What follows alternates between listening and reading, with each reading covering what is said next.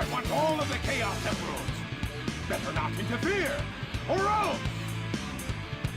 Or else what, you big loser? Once a symbol of resistance against Nintendo's monopoly, Sonic the Hedgehog was and still is one of the most beloved characters in video games. Its popularity in the Western, especially American, market was unprecedented, with the first Sonic the Hedgehog video game for the Sega Genesis in America reaching 1.8 million copies sold within its first year, amounting to almost twice as much as the amount sold in its birthplace, Japan. This difference between the massive popularity of Sonic in the US versus Japan has always been quite intriguing to me, to say the least. How could it be that a game could reach the amount of success that Sonic the Hedgehog was able to reach in the US, but remain mostly unnoticed by its motherland? This question has been answered by others already, and the answer is that basically Sonic was made to cater to the US audience. It was designed as Sega's last chance to save their Genesis console, more commonly known in Japan as Mega Drive. In fact, the game was released in the US months before it got its Japanese release.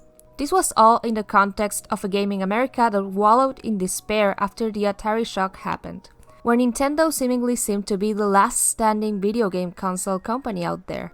Sonic came as a ray of hope to contrast this grim reality. And it worked. And it boomed. And then the Sonic era came.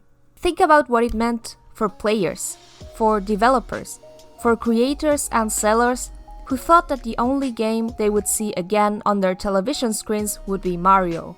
Compare what I just talked about with what was happening in Japan. First of all, the Atari shock did not hit Japan in the same way it hit the US. Japan was, in fact, stronger than ever. With the Atari shock came 3 new main consoles: Nintendo Famicom or NES, Sega's SG-1000, and Microsoft Japan's MSX hybrid computer console system. Sega was a real rival to Nintendo, competing one-on-one with it. Yes, Sega's Genesis console was still in trouble in Japan prior to Sonic. However, the bleakness of the console market in the US just wasn't comparable. This created the huge gap that still exists today between the US's reception of Sonic versus Japan's. So, why am I here talking about all this history of Sonic, you may ask? And what does that have to do with video game localization and translation? Well, I'm contextualizing the gigantic difference between Sonic in America versus Sonic in Japan, as I dive into the very real differences of characterization of Sonic's cast of characters in English versus in Japanese. Hello everyone and welcome. This is Localization Addict, I'm Hagane, and today we're going to take a look into the differences between how the characters in the Sonic the Hedgehog series change between their Japanese original and their English localization. For that, I will only be taking into account the games, and I will be limiting myself to Sonic Adventure and Sonic Adventure 2, and its set of characters as well. Since both games have a ton of content to cover, I will be splitting this video into 2 parts to make it more watchable. So, without further ado, let's get started. Let's start by talking about the hero himself, Sonic. His Japanese version is different from his English version in a couple of ways. In Japanese, for example, he throws in random English phrases here and there. This is a common device in Japanese media used to make a character sound cooler. This is taken to the extreme by the fact that Kanemaru Junichi is actually fluent in English and exaggerates his accent whenever Sonic says an English word. One instance of this that is particularly hilarious is how he pronounces the word knuckles as knuckles.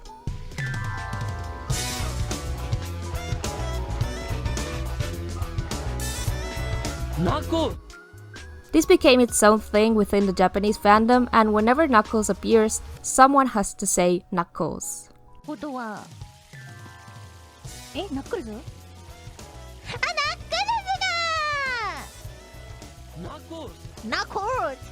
In contrast, the English version couldn't do justice to this particular meme.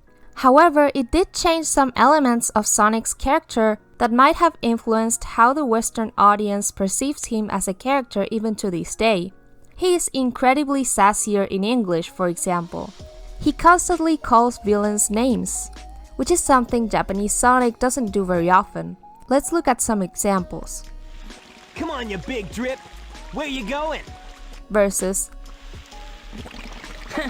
逃げるのか where the Japanese says, "Huh? You're escaping?" But the English localization goes that step further to add a goofy insult. If it isn't Sonic! Look, it's a giant talking egg. Versus, ソニックお前はドクター・エッグマン where the original just says, "It's you, Dr. Eggman," and the localization changes it to another insult. Better not interfere! Or else! Or else what, you big loser?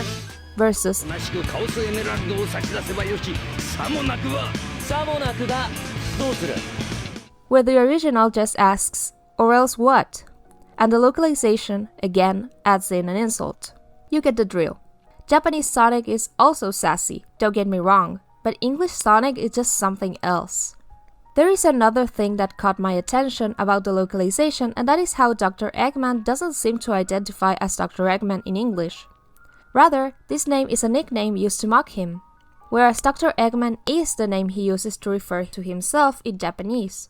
For example, in English, the dreamland he is trying to create is called Robotnik Land, but in Japanese, it's called Eggman Land. His robots, mainly Gamma, also call him Dr. Eggman. There are videos out there that explain the reason why this is the way it is better than I could possibly do within my humble channel. But to put it shortly, it was an attempt to make Eggman sound more menacing to the US audience. Remember, when Sonic first came out, the Cold War hadn't officially ended yet, so anything Russian-esque sounded evil. Dr. Eggman becoming Ivor Robotnik in English though was solidified in a show called Sonic the Hedgehog, also known as Sonic Satam, an American cartoon about Sonic where, let's just say, the differences between Japanese Sonic and English Sonic became incredibly apparent. First of all, Sonic's whole character design in Satam is based off of the American version of the cover of the first game, which was pretty different from the original. As for Dr. Eggman, his black eyes are what I assume was a misinterpretation of his glasses on the part of the localization team. Speaking about Eggman, his speech pattern in Japanese is an interesting one. He speaks like an old man, and this is shown by the usage of words like wasi, ending his sentences in y and ja, and using the n negative form instead of the usual nai form. And what does this all mean? So, in Japanese, different speech patterns will create an image in the audience's head of the trope the characters fall into. In this case, Dr. Eggman falls into the trope of the old man. What this does is essentially create a feel for what a character is going to be like. This is a trope often found in different kinds of Japanese media, from One Piece to Ranma 1/2, and translating it accurately into English is an incredibly difficult task. I think that this kind of tone is better transmitted through voice tone in English rather than vocabulary used, although some measures were taken to stay true to his character, namely him using "shall we" and saying 4 lovely Chaos Emeralds. Come on, Chaos! Let's find another emerald, shall we? Now I have 4 lovely emeralds! Now, this by itself doesn't make him sound old, but the choice of words is anything but coincidental. "Shall we" is an expression rarely found in everyday life, and the word "lovely" is slightly old-fashioned, especially in American English. Compare this to Sonic's use of slang, and you'll quickly see the difference between how these two characters talk. He also uses the prefix "sama" on himself. For those of you who don't know, "sama" is one of the highest levels of respect you can use when referring to other people, or in Eggman's case, himself. This comes to show how highly he thinks of himself, and how much of an egomaniac he is. Another character that stands out in his way of speaking is Tails. He speaks in a childish manner, which makes sense since he is a child. The way he shows this is by ending his sentences in nda and nanda, making his sentences appear casual in a childish way. There is another thing that makes him stand out, and that is that his voice actress speaks in a very monotone voice throughout the entirety of Sonic Adventure. 新型のテスト中だったんだ。伝達系の強度が弱かったみたい。7つのうちの1つが手に入ったんだ。無限のパワーを生み出す不思議な石、これをなんとか動力源に使えないかと思ってさ。It's become a meme within the Japanese fandom, and I found it interesting that his supposedly grating and annoying voice was also a meme within the English-speaking fandom. In a way, it makes the localization work even more compelling, as similar problems arose from the same character. Additionally, in Japanese, there's a sort of running gag in which Sonic says, which he uses to describe pretty much any shenanigans he gets involved in.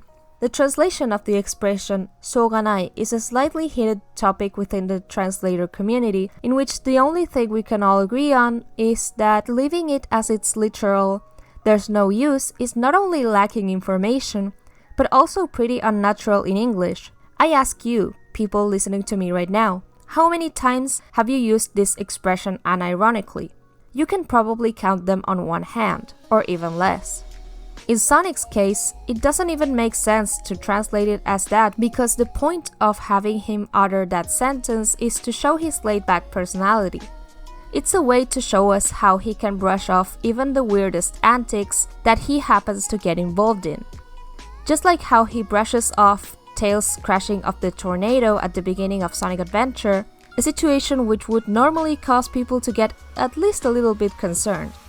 He also displays this laid-back nature when he finds out Knuckles fell for Eggman's trap again, instead of getting angry at him for ultimately making him lose a Chaos Emerald. We can also see this phrase being used when he meets up with Amy and when he faces Eggman on his ship at the beginning of Sonic Adventure. An interesting thing that stood out to me while researching for this video is how much more incompetent the police officers are in English. In Japanese, they react to Chaos's first appearance by saying,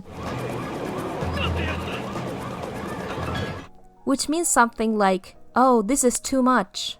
Whereas in English, they just go, Oh no! Our weapons are useless! which in my opinion makes it sound so much more dramatic. I'm not saying this is a bad thing. Quite the opposite, actually. I think it adds to the feeling that the police are powerless in the face of a monster such as Chaos, which in turn means that they absolutely need to join forces with Sonic, who seems to be able to beat it pretty quickly, or so it seems. Another thing that stood out to me was the difference between how Sonic treats Amy and how Amy's character is made out to be more annoying in English than in Japanese. In fact, she's much more hated by the English-speaking fandom than the Japanese one because of this. Sure, she's not the most popular, but I'd say compared to the hate there is for Amy in the English fandom, it's nothing. This is shown, for example, in how pushy Amy sounds when she's asking Sonic to protect the small bird she found at the beginning of Sonic Adventure. In English, she says, So you need to be his bodyguard for a while. but in Japanese, she says, which means, could you be his bodyguard for a sec? This sounds much less forceful. Another instance of Amy sounding more annoying in English is when she says, This robot is my friend. versus, which means, this robot isn't a bad person, you know? Sonic also shows much more disdain for her in English. This is evidenced by one of the scenes where Amy sees the love tunnel, in which Sonic, in English, asks, Oh, now what? in an annoyed voice tone. However, in Japanese, he says, どうした which means what happened, in a caring voice, like he's worried about her.